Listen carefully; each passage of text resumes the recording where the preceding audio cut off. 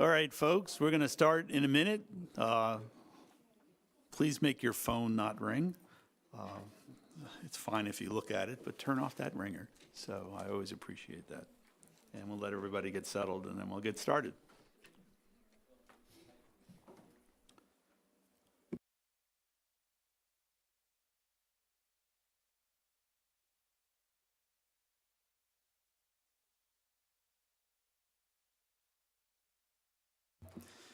All right, it is 6:03. I call the County Board organizational meeting to order. Would Angie please swear in our new members to the County Board? Angie. Hi, good evening. For those of you that don't know, my name is Angie Patton. I'm the Chief Deputy Clerk in the County Clerk and Recorder's Office. Clerk Ammons is out of the country traveling, so he sends best wishes and congratulations to all the new electeds and re-electeds tonight. So I think how we're going to do this, Dr. Storr, are you still wanting to round everybody up? So we're just going to do it as a group, and I think Dr. Storr is going to take a picture, but how this is going to go is you're going to stand up and raise your hand, your right hand, and we're not going to go through the whole oath, but you will say your name. When I say I, you'll state your name, and then at the end of the oath, you'll just say yes or I will. And then there's 2 copies for those that have them that need to be signed, and I'll collect one, and the one is for your records. So I think if everybody's ready, we can get it going. Yeah.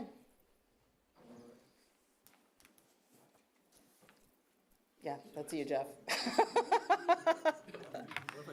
Yeah, no, well, too late.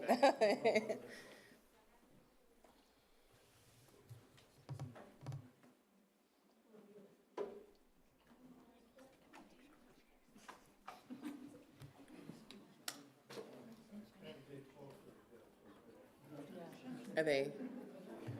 No, you don't have to take it with you. I'm going to read it. Yeah, what is happening? Are we doing the oath or? I don't know. All right, so everybody that needs to be sworn in or that was elected for the 2024 election, just go up there. Yeah, so stand up there and then we're going to do the oath and picture. Re-election counts. Yeah, re-election counts. If you were on the ballot this year. Yes, all right. And then once we're done with picture, hold on, Chris. Samantha's coming up. Michelle's never going to let me do this again.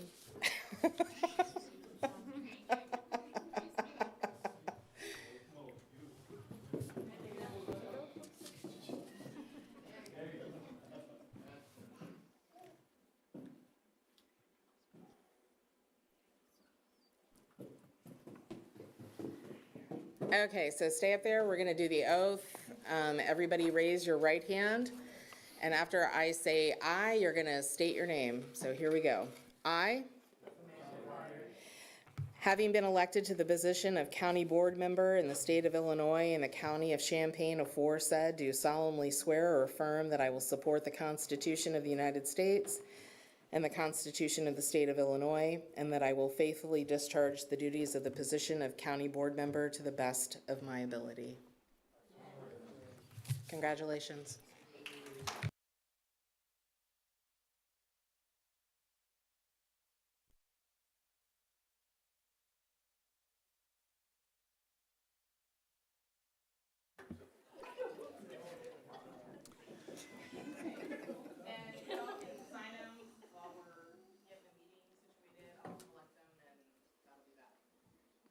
All right, as our newly sworn-in board members get to their seats, I'd ask the clerk to call the roll, please.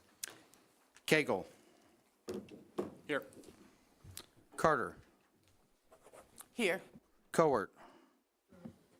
Esri. Here. Varney. Here. Fava. Here.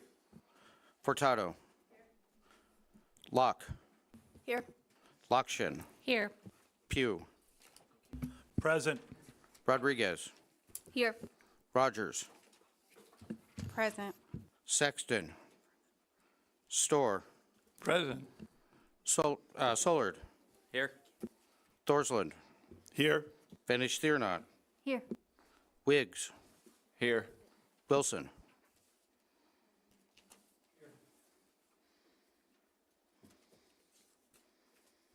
All right, we have a quorum. I'd like now to entertain a motion to approve the agenda. A motion from Aaron, a second by Jenny. Any discussion of the agenda? Seeing none, all those in favor? Aye. Those opposed? We have an agenda approved. Would the clerk please read the notice of the meeting?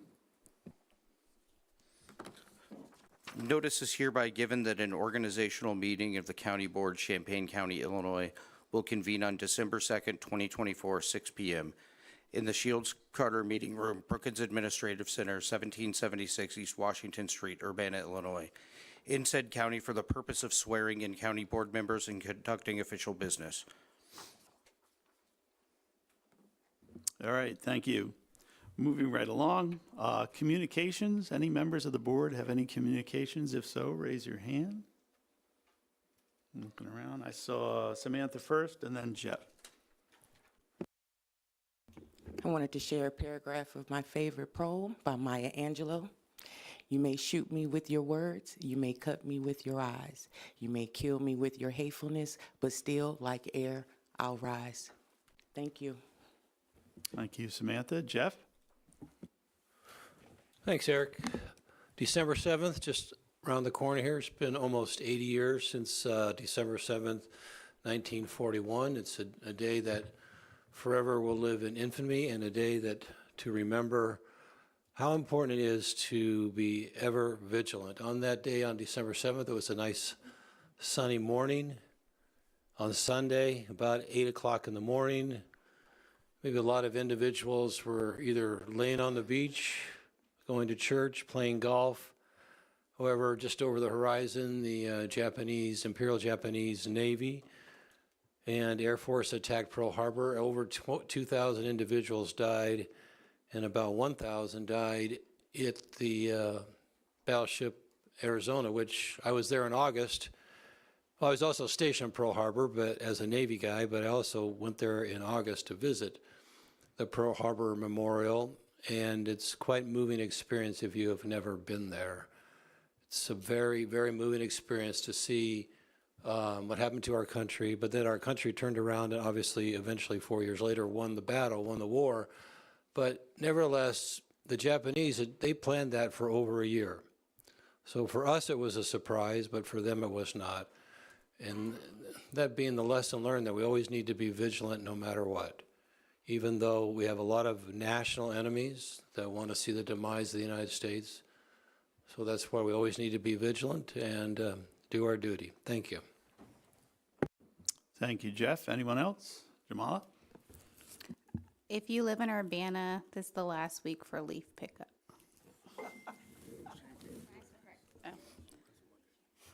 Do they take snow with leaves? Any others? All right, seeing none, I'll close communications now, and now we get to the selection of the chair.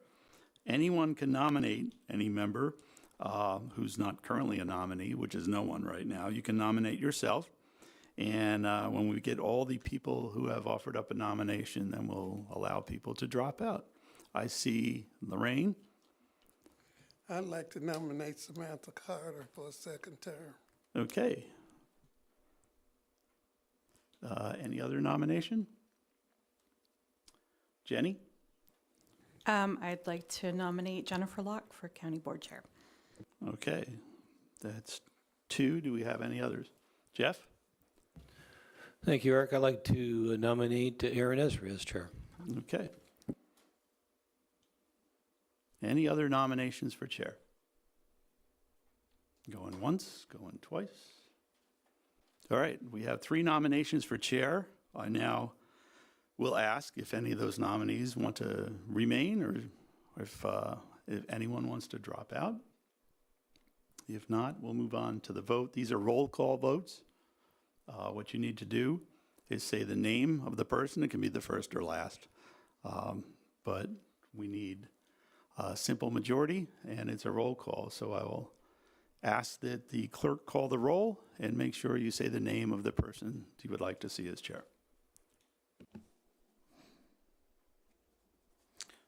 Cagle. Aaron. Carter. Carter. Cowart. Carter. Esri. Locke. Farney. Locke. Fava. Locke. Furtado. Locke. Lock. Lockshin. Lock. Pugh. Carter. Rodriguez. Lock. Rogers. Lock. Sexton.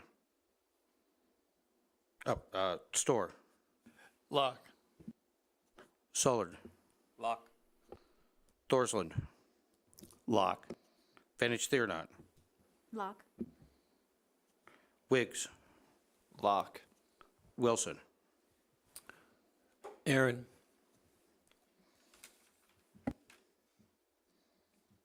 All right, I have 13 for Locke, 3 for Carter, and 2 for Esri. Check my math and make sure that's correct.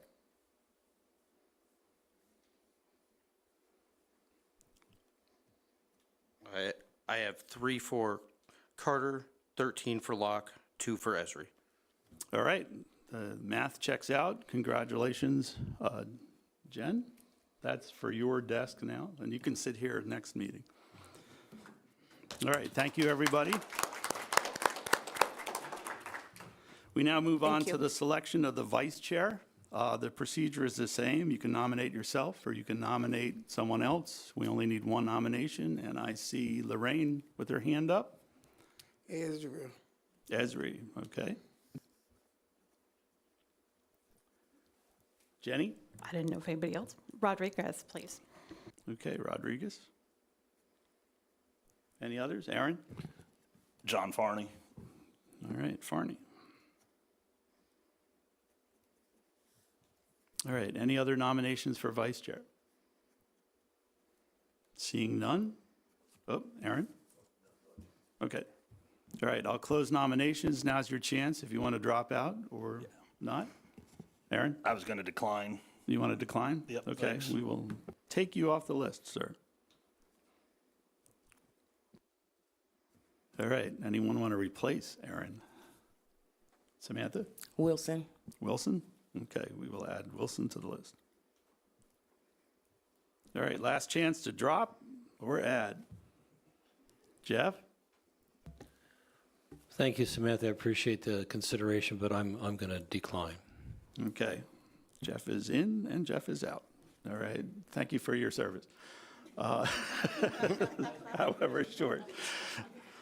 All right, I'm going to move on to the vote. It's, excuse me, Brett, we have another? Yeah, Samantha Carter, if you don't mind, please, for vice. Samantha, okay. Samantha is back in. All right, once again, now's your chance to decline or not. All right, we have 3 candidates. We have Samantha, we have Emily, and we have JJ. Because we have 3, I'm going to do a roll call because I think that's my prerogative. Say the name of the person that you would like to be vice chair of the Champaign County Board, nice and clear, as they call the roll. Would you call the roll, please? Cagle. Farney. Carter. Carter. Cowart. Carter. Esri. Farney. Farney. Farney. Fava. Rodriguez. Furtado. Rodriguez. Locke. Rodriguez. Lockshin. Emily Rodriguez. Pugh. Carter. Rodriguez. Rodriguez. Rogers.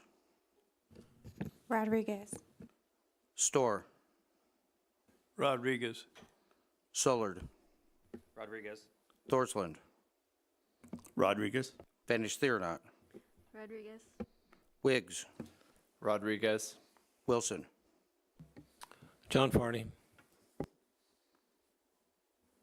All right, check my math. I have 3 for Carter, 4 for Farney, and 11 for Rodriguez. Does that check out over there? Our accountants are working on it right now. I've got 11 for Rodriguez, 4 for Farney, 3 for Carter. You're right. I believe that that majority of 11 of present means that Emily is our vice chair.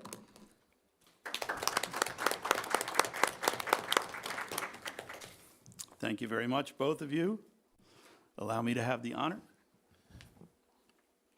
If I could, I need to leave the meeting for the municipal caucus in St. Joe, since I have time to get over there to run the municipal caucus. Thank you, everyone. Good luck tonight.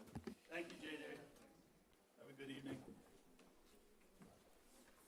If you made us light on a quorum, I wouldn't let you leave. I would not have done that. Thank you. All right, we have selected our leadership, and I thank you again, everyone, for participating in that. I'm now going to move on to some presentations about county structure, county board powers, board committees, and budget process, and I think Michelle is going to run most of that. So, Michelle, I yield the floor to you. Thank you. I'm not going to spend a lot of time on this. These are all handouts that you all have in your possession. I just want to point out a few things. This chart, which is the structure of the county, has a lot going on it. And I think what kind of gets lost a little bit is, one, the light blue entities on it are our special revenue funds. So when we're always talking about a 1080 fund versus a special revenue fund, this is your visual right here. The light blue funds are not funded by the general fund. So when we're also talking about our financial situation, we're not talking about the light blue entities, and we're also not talking about the light orange entities either. Those are separate. I think she might have emailed it to you, but I thought it was in the packet, so. I think she emailed it out, but I can also remind her just to resend it again, and we can bring it to the board meeting, so. But this is the standard structure graph that we've had for a couple of years now, but I can have it resent to everybody. So just if everyone, especially the new people, if you're trying to keep up with the conversation when we're talking about where money goes, this is a really good visual representation there. So light blue, light orange, not our general fund money. They make their own money or they have their own levy, but they're not getting money from the general fund. And then the gold, in case anyone just really hadn't noticed, is our criminal justice system. But the green is our tax cycle system, which I think is also useful information when we're talking about getting the property tax bills out and getting the money back. These are the departments that are integral to that all happening, and I'm partial to supporting that tax collection. So, I'll make sure you all get this, but I just wanted to point out those two things on that. Another document that you should have gotten was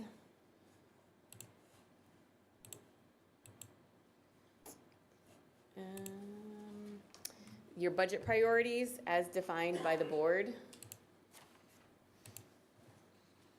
Which again, I'm not gonna read the whole document, but these are things that have been officially determined by the board and put into place. And these are, when we're drafting the budget, we refer to these, we think about these, we utilize these. So if you see something in here that you strongly object to or something that is missing that should be here, that's a conversation you all should have, because this is a document that's actually referenced and used, I promise. It's not something that you just wrote and then got tossed on a shelf and no one reads it.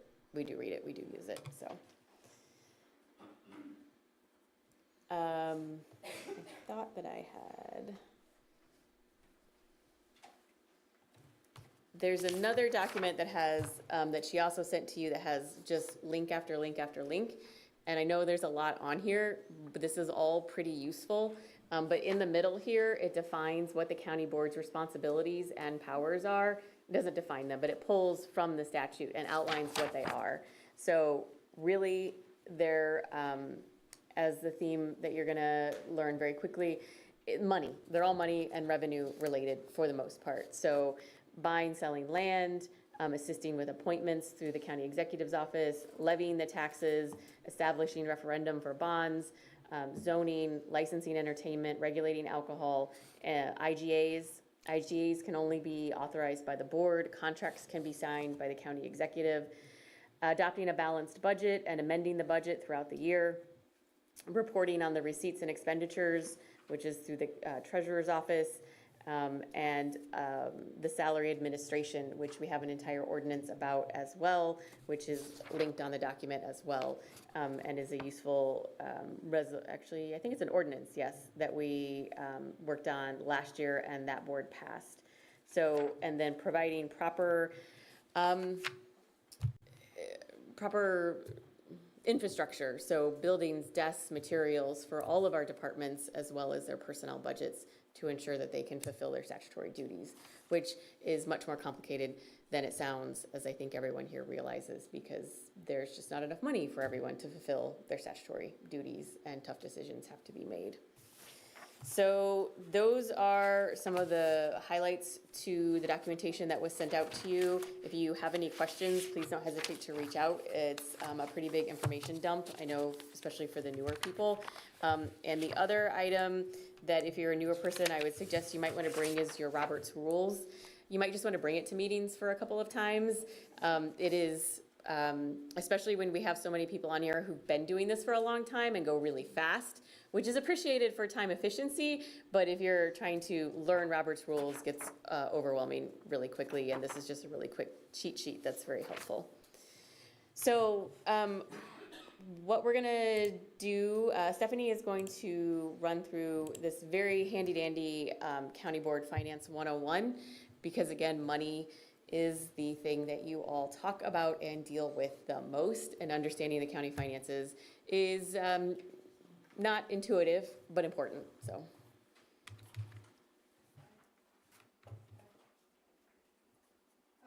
So these are our budget goals. You saw some of the activities that have been accomplished under those goals in recent years, but these are the 5 areas of budget goaling that we have.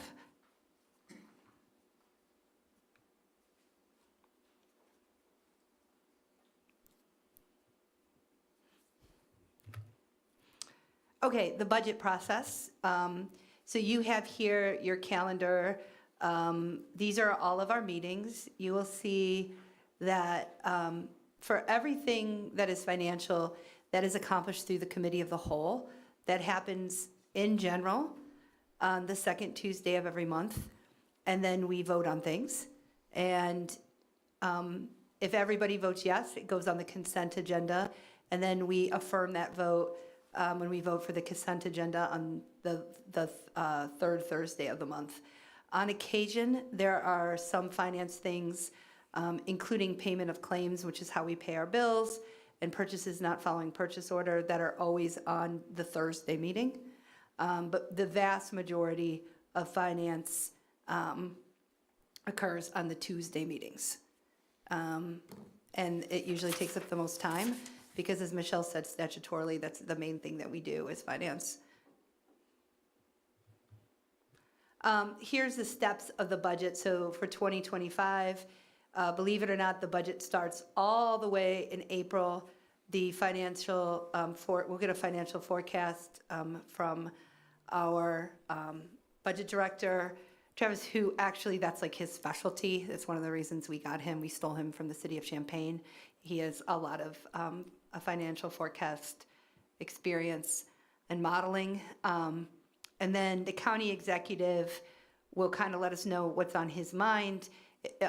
In general, the budget is pretty much the same year to year, but if there's anything substantial that we're considering. And then that's kind of, we drop out of the process for quite a while. They internally, the department heads and elected officials meet with the budget director. They submit what they want. They put a budget together. The county executive brings us that budget and in August. And for 3 beautiful nights in August in a row, we hear from everybody. So we hear most of the general fund, we hear the public safety funds separate, and then we hear all the like miscellaneous. And we go through, this is your opportunity to ask questions. We used to do it in 2 days, but it was like an auctioneer was going off, so we spread it out over 3 days.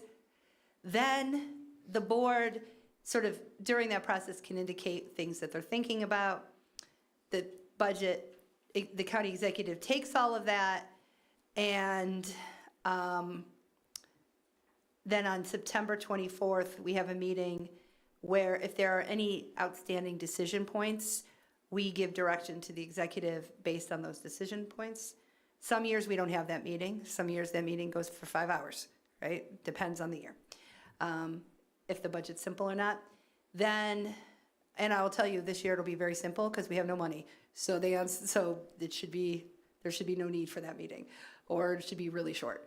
The tentative, then on October, Committee of the Whole, we accept the budget, put it on file. There has to be a truth and taxation meeting where we explain what our levy is to the public, and anybody could come comment. In all my years on the board, I think I've heard one person comment, and so that's usually about 5 minutes. And then we vote for the board finally, usually in November, although all of you will have the wonder and the glory of voting for the 2025 budget because we are still working on it, and it will be decided in December this year. And that has happened a few times since I've been on the board. If you are curious and you want to make an informed vote, all of those meetings that I just discussed, all those special finance meetings, the budget hearings, all of them are available on the YouTube.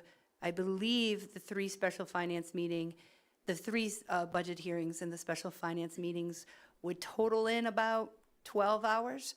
So if you have 12 hours and you'd like to hear how we deliberated, I encourage you to go ahead and watch all of those. I will put in a plug, though, that's a really good time to learn what a department does. Yes. So if you have a specific department, you could listen to that one. But if you have no idea what the coroner does or the circuit clerk does, that's actually a really good opportunity to get a very high-level overview of what that department does. Also, the budget narrative that is in the budget book is hundreds of pages. What's going on in each department, big issues that are coming up, all the different funds that make up all of these different departments are very well laid out. And so I highly recommend spending some time with that document. Next. Listen, the biggest thing is that, the public gets to look at it for 15 days. It's a simple majority, so 12 people vote for it. It has to be for one financial year. You can't budget. People often say, I need you to promise me you'll do this in 2029. Nope, can't do it. Right? We budget 1 year at a time. And the biggest thing is it has to be balanced. And then the last thing is to amend the budget after it's passed takes a 2/3 vote. Next. Has to be balanced. Current. Next. Balance between the board and department heads. The elected officials and appointed officials want the best for the county, and they always have very good ideas. I've always been impressed from both parties. They do try to live within their means. But the board's ultimate goal is to control the purse strings. And sometimes striking that balance is difficult. We have a lot of departments that have a lot of unmet needs. And the frustration level of that sometimes gets pretty high, and it's warranted. But we only have so much money. We have to live within that. Next. Where does the money come from? So these are the different ways that we get money. I will say that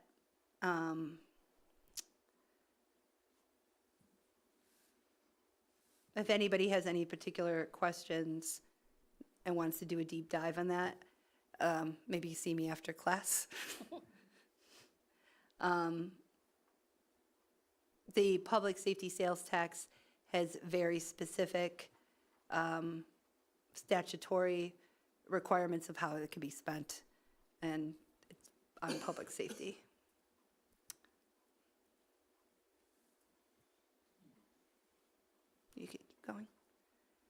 if anybody has any questions, just stop me, because I'll just keep going through this. So here's a sense, to give you a sense of our revenue, where it's coming from. The vast majority are property taxes, and then grant revenue, which is not all, but a lot of it is coming through our Regional Planning Commission. Okay. Here is that same information, but if you don't like pies and instead prefer rectangles, you can now see it in oh, yeah, these are the, I'm sorry, no, this is actually different information. I apologize. So revenue fund by type. So often people have really great ideas of how they want to do things, and I'm not trying to be a Debbie Downer, but the general fund, which is the money that we have the most control over, is less than a third of the money that you're going to see in that bid budget book.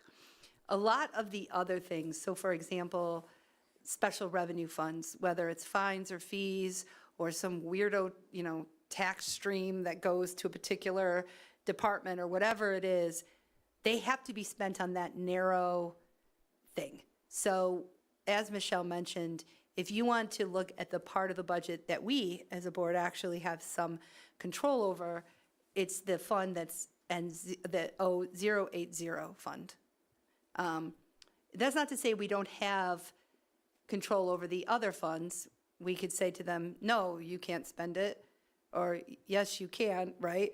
But we cannot say, for example, here, county coroner, here's money from the GIS fund, right? If we don't spend it, it just stays in the fund that it is. You can't move across those special revenue funds. PTEL. So this is a thing that is somewhat unique to our county. The counties that surround us, for the most part, do not have it. In the mid-90s, the citizens of Champaign County decided that we should be under this thing called PTEL. So just so you understand it, and I had a little handout about it, but I apparently, it is not tax caps exactly. What it is it means that when our EAV, our equalized assessment value, grows a lot, the county's rate actually goes down because it's spread out over more properties. Does that make sense? So since 2014, the county's rate has decreased 9 of the 10 years. So meaning individual taxpayers' rate, right, is going down. If it had stayed flat, our tax levy this year would be $5.1 million higher than it is. And overall, over the past 10 years, we've lost $16.9 million. And that would have been just with keeping the percentage that people are paying flat. So in case when various department heads come and say to you things like, why don't I have money for XYZ? This is why. Where does the money go? So this is important. The state, let me be clear, it's our tax money, right? But then the state gives it back to us and pays for 88% of the state's attorney, $28,000 of the assistant state's attorney, 2/3 of the public defender, 2/3 of the sheriff, half of the supervisor of assessment, a portion of the election judges, although we now, I believe, pay them a little bit more than the state pays, and then also some various probation officials and officers. And the one that's not on here is highway, but there's something in highway that they also pay a part of.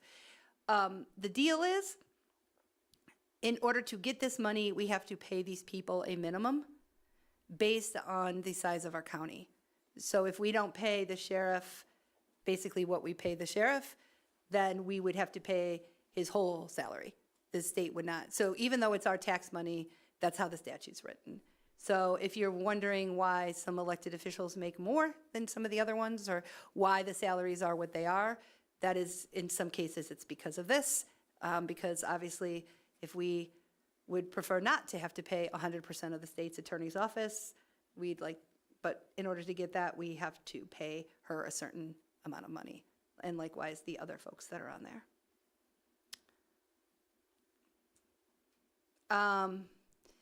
This is the estimated levy by fund. So when you get your bill, if you are a property tax payer in the state of Illinois, this is where your money is going. And every year, these sort of wiggle around based on health of the funds, just a lot of different factors that are determined by people much smarter than me. So your property tax, about a little over 40% of it goes to that 080 fund. And then the rest goes to all of these funds. IMRF is our retirement fund. This is also why, so later on you'll hear this often, if someone wants to move money in and out of the personnel lines, that requires a budget amendment. And part of that is because, like, as you can see, we have levy lines for IMRF, Social Security, health insurance, those kinds of things. So those have very strict uses for that money. We can't just leave that money open to be moved about for office supplies and whatnot. So that's part of the reasoning of why personnel money is locked up tighter than the rest of a department's budget, because like we have to follow the law and we have to use that money as it's levied, as we said it was going to be levied for. Yeah. Next. Expenditure by category.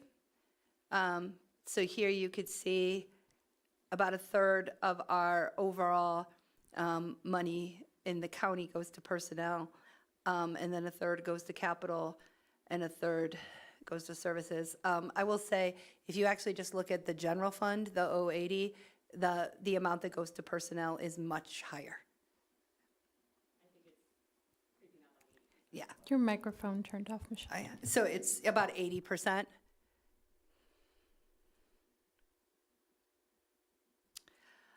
So here is an example of a department budget, and you could see it'll have have revenue first, and then it will have underneath it personnel. Just FYI, so this is the level to which it's budgeted. Michelle mentioned personnel is always first on their budgets, and you'll see it says 5000.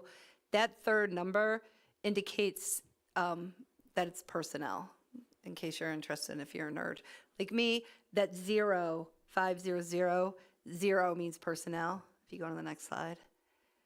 And then 501 is commodities, things that are less than, I think it's $5,000, so envelopes, pens, things like that are commodities, things that you use up. 502, the 2 means it's professional services, so, you know, we're hiring a healthcare provider for the jail, right? We're hiring out a contracted pathologist for the coroner's office, that kind of thing. And then that's usually it. So that kind of helps you. One of the tricks that I've learned is when you're trying to look at the budget from year to year, look at those funds across, and if they go up or down a lot, that might be something you want to ask a question about when it comes to that budget. So the board, these are the kind of votes the board does. We vote to approve the budget. That's a simple majority. Everybody passes the budget, they do the best they can. And then halfway through the year, they realize, I put money for the contracted pathologist in category 3, but I want to hire somebody, right? And I want it in personnel. If money moves between, as Michelle just said, personnel and anything else, they have to come ask us, okay? And it's a 2/3 vote. So if they got a grant and they were like, oh, you know, we're going to hire somebody, and they realize they can't, but they could contract somebody, they got to ask us, and it's a 2/3 vote.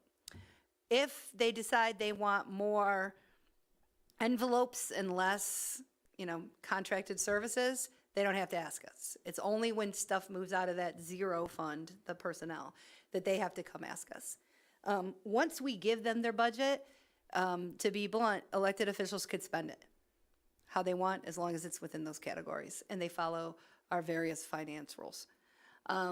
Budget transfers, what I just described. Approving contracts or grant agreements, or IGAs, intergovernmental agreements. We do a lot of like joint stuff with other cities, water districts, like all sorts of things. All of those come before the board. Contracts over a certain dollar amount come before the board. I think it's 30,000. 30,000, yeah.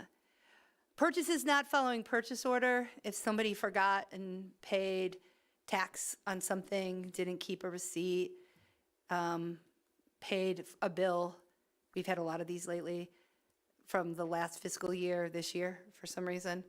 We get a list of those and we vote on those. Authorizing payment of claims is just a big ol', we vote yes to pay all our bills. It's usually around what, Jeff, $6 million? Approving actions by the, if something goes to tax sale or is coming off the tax sale list because somebody's come in and pay the taxes, we vote on those. And there's some months where there's none and there's some months where there's a ton of them. Personnel decisions. Okay, so this one, elected officials actually do have some latitude. Theoretically, they're supposed to, like, once the budget is passed, if they don't go over budget, they don't really have to come to us. But if all of our jobs are like classified A, B, C, D, E, if they move somebody from, like, they're like, oh, this job now is supervisory or whatever, it should be a higher level.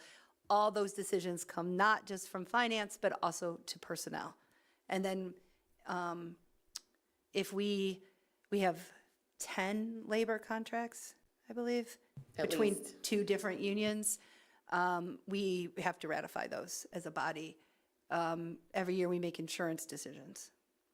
American Rescue Plan Act spending, if there are any more decisions on that, that will be at the December meeting.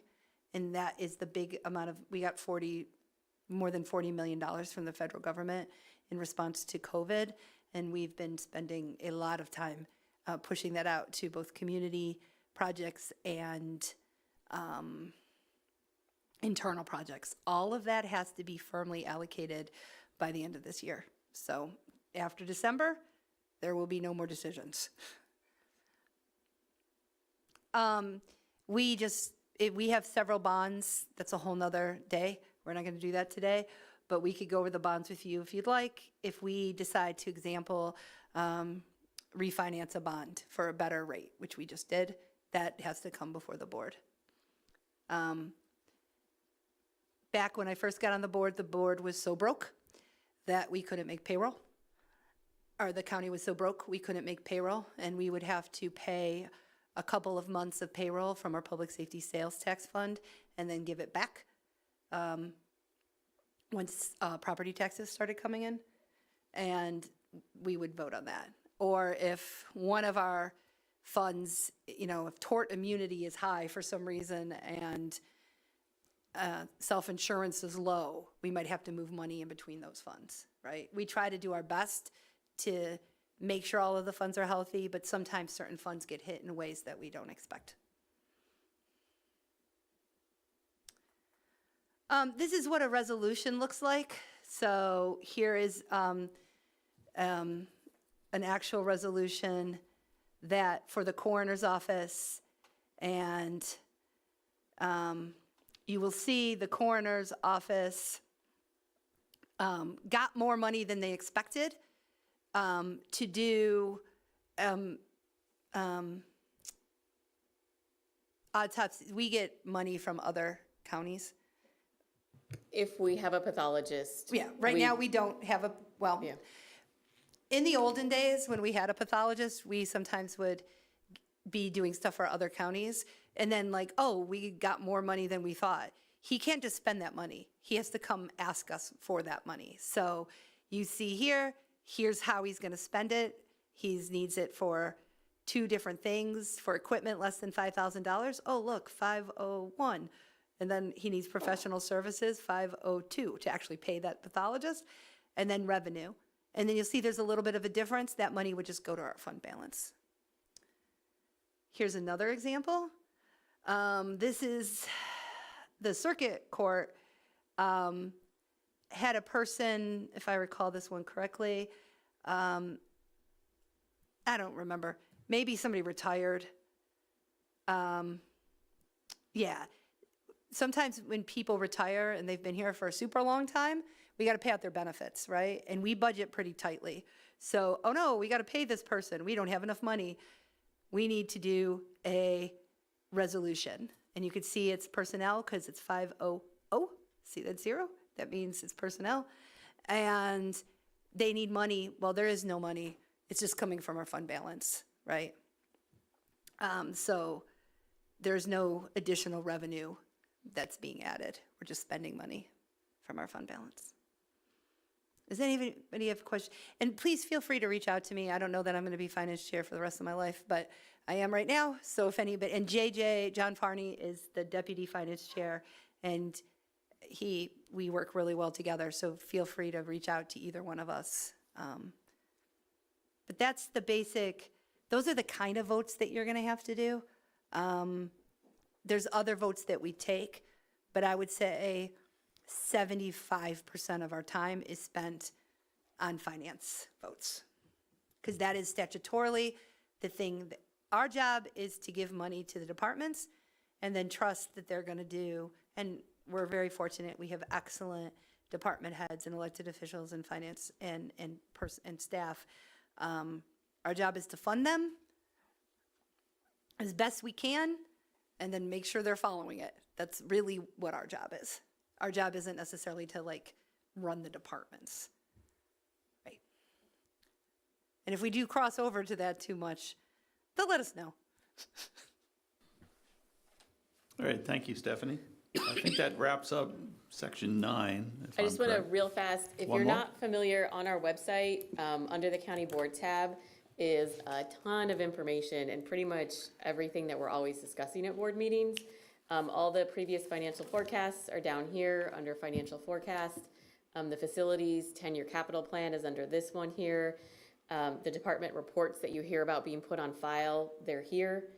All the committee member assignments and the budget as well. If you go to meeting information, you can see all of our current and active committees. And if you go to any of them, then you can see all their previous agendas, action reports, and minutes. So if you want to know what's happening in another committee that you're not on, the information is fully transparent and accessible to you under this tab. And if you want to take a look at that budget before the vote, under the fiscal year 2023 and later budgets, down here at the bottom, full budget is the whole 359-page document that is actually kind of interesting to read, from maybe making myself sound like a nerd, but it's very fascinating, and it's a lot more than numbers. You will learn a lot more about, again, how the county operates, what departments do, what they're working on, what their issues are, because it's all wrapped up into what kind of funding they have, so. If I could put a plug in, this is the most important vote we take. And I do feel bad for the 5 of you that are like, hi, welcome to the board, vote on this. But please spend some time between now and December 19th looking this over, at least at the summary level, because I do want to make sure everybody's making as an informed decision as humanly possible. I also, unfortunately, have to leave. I am technically right now also running a conference at the iHotel. They've been eating lunch or dinner, but dinner's over, so I got to get back over there. All right, thank you, Stephanie. And Stephanie's always available for questions. And I'm glad the website's back up. There was a brief period there, I think Sunday or Saturday, where Patsy Petrie was still the chair and the website was the old one, and I was very, very confused. We were doing server maintenance this weekend. It was so. fun. So, and thanks to Megan, who's not here, for sending people things about this meeting tonight when you couldn't get it off the web. But the website is actually really useful. And if you ever forget when the meetings are and you can't get on your Outlook mail, which is a whole nother night of stuff, just go to the website. So I think now, Michelle, you want to go over the FOIA and the OMA things? Yeah, so Freedom of Information, or as you're going to hear it called mostly FOIA, Freedom of Information Act is basically what really cements the transparency of government. So the thing that you should remember right now is that the people have a right to know what their government is doing and talking about. So your emails, your documents, anything that you put in writing is probably subject to FOIA. So keep that in mind anytime you create or write something. Do you want to see it in the News Gazette? And would you be embarrassed if you saw it in the News Gazette? We'll have a much more in-depth training on it for the study session in January. I really, really encourage you to come. FOIA is complicated.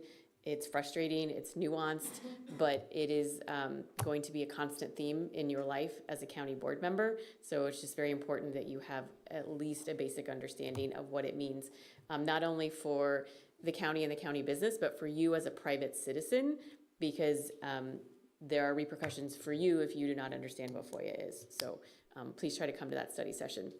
And then all of that I just said also applies to the Open Meetings Act, which we call OMA. So we'll also have a study session on that in March.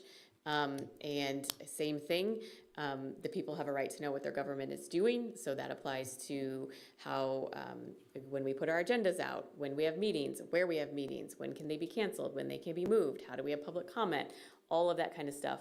The OMA stuff, though, you do need to complete, if you're a new member, you do need to complete by statute the training link that you would have been sent by the end of February. So please make sure you get that done, and whatever instructions Megan provided on that, I think she needs a copy of your certificate or whatever, but please make sure you get that done. If you're not a new member, you're still welcome to take the OMA training and redo it every year. I think I do it just to make sure I am keeping up to date on what the requirements are. I think it's really useful.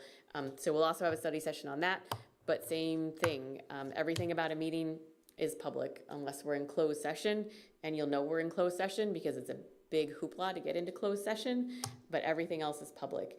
And so just on that note, that's why it's so important that you use your microphone because that's what records the conversation. It's also what broadcasts the conversation to the people who are on the YouTube and for everyone in the room to hear you correctly. And side conversations are like a violation of OMA. So like we can't be having this conversation and then two people are off on their own having a side conversation. Everything that's discussed in this meeting needs to be part of the formal conversation. So if you need to have some other specific type of conversation, you need to like step out of the room to do that. And we also have people in the room where that it makes it very difficult for them to hear the formal conversation. So keep that in mind as well. So please try to come to those study sessions. They're really And Michelle, important. correct me if I'm wrong, but I believe that if you're doing this during a meeting, that can be subject to FOIA and You you don't need to have it. You don't need to have it in your also annoys hands. the boomers, so, Yeah. of which I am one. Yeah. Just because you're on your phone does not mean that it's subject to FOIA. It does still need to be county business, and it needs to be relevant to county business, and it needs to be relevant to what the FOIA Act covers.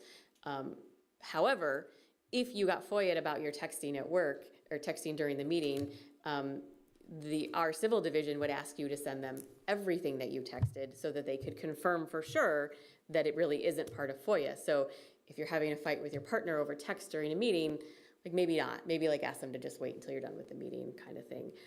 So just to save yourself the headache, just don't give them a reason to FOIA you, I think is the best way to approach that one, so. Michelle, just a point of clarification.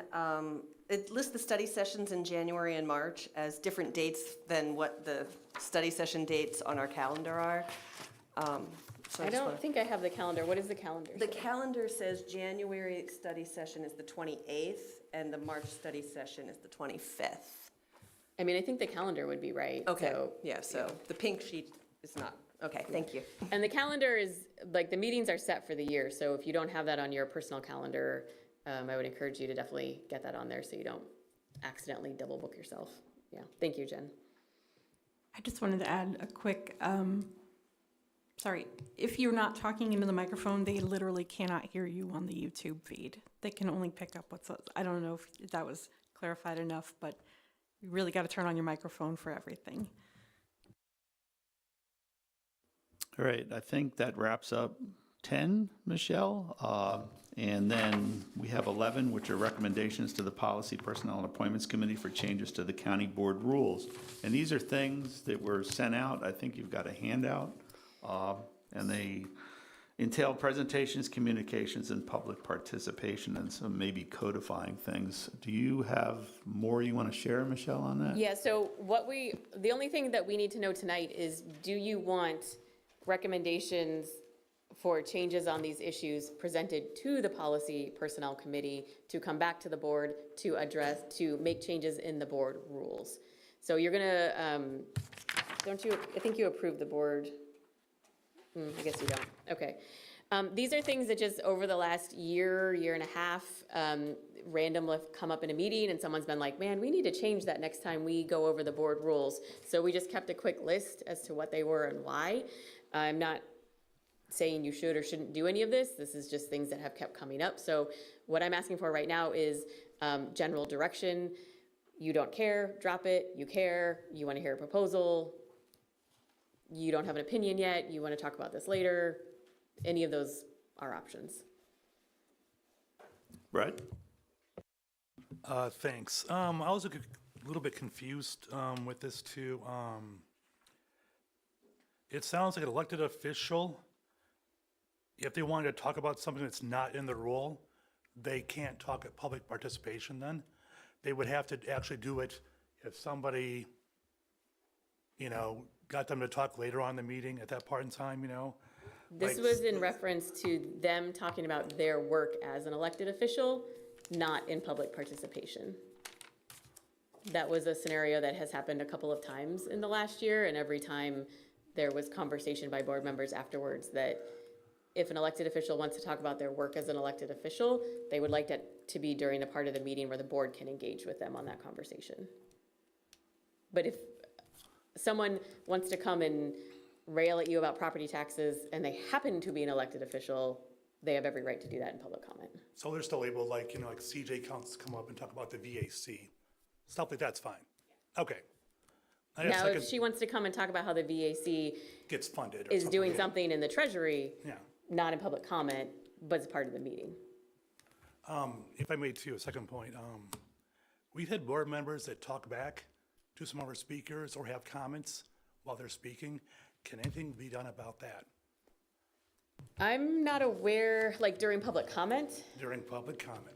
I'm not aware of there being a response to that happening in the board rules, but I haven't really looked for that. I don't really think the board rules include any type of sanctioning in them. So I think if that's something that you wanted to pursue, that would be one of the things that you'd want to say, you want to have that like reviewed and brought to the public, or brought to the Personnel Policy and Appointment Committee. I would, thank you. Okay. All right, yeah, we've had some commentary, including tonight right now, Brett, you kind of bring it up. If we have an elected official who wants to basically present or talk about what they do, and we want to engage them, and that would fall under presentations, there's a question about how we, or where we put presentations also in this, and communications. So what direction they're asking from us right now is, do we want the Personnel and Policy Committee to work on some ideas for this based on input from us and bring it to us as a presentation later on so that we can vote on maybe changes to that? Is that something, is there a consensus among the board that we would like to get some proposals to maybe codify or streamline these things? Just, nodding heads is fine. Thumbs are good. Waving arms, the signal. Anything. It sounds like I'm seeing sort of a majority of people in agreement that we would like to see something come out of the subcommittee for that. So. Your mic. Yeah. Is there anything on here, not on here, that we're missing that people feel like is kind of a hole in the board rules right now? I got your thing, Brett. So. Chris? We don't have to do anything about recognizing employees or law. We already did that a couple months ago. We Okay. actually changed that in the board rules. Yeah. Any other questions or things you want to add, Jeff? Thanks. Let's talk about process here. Then Personnel Policy Committee would bring any recommendations to the January COW for discussion and consideration. Is that what the process is going to be? Yeah, so I envision the process, meeting with the policy committee, talking through what would be potential solutions, and then how would we draft those? And then they would come to the whole committee through the COW meeting. I don't know if it'll be the January one, because we don't technically even have a policy committee right now. So I think February might be a more reasonable timeline. Okay, thank you. And then I would like to see a change to this to include a requirement for department heads, either on a quarterly basis or a semi-annual basis, provide a discussion about their department. Is this the right place to put it? Which I think it is. So it's something I would like to consider in the Personnel and Policy Committee. Would you say something more like 5 or 10 minutes rather than like an hour? Would that be okay? I'm not going to really specify the duration now. I just think the requirement needs to be there. And most people that want to talk about it don't want to talk more than 5 or 10 minutes.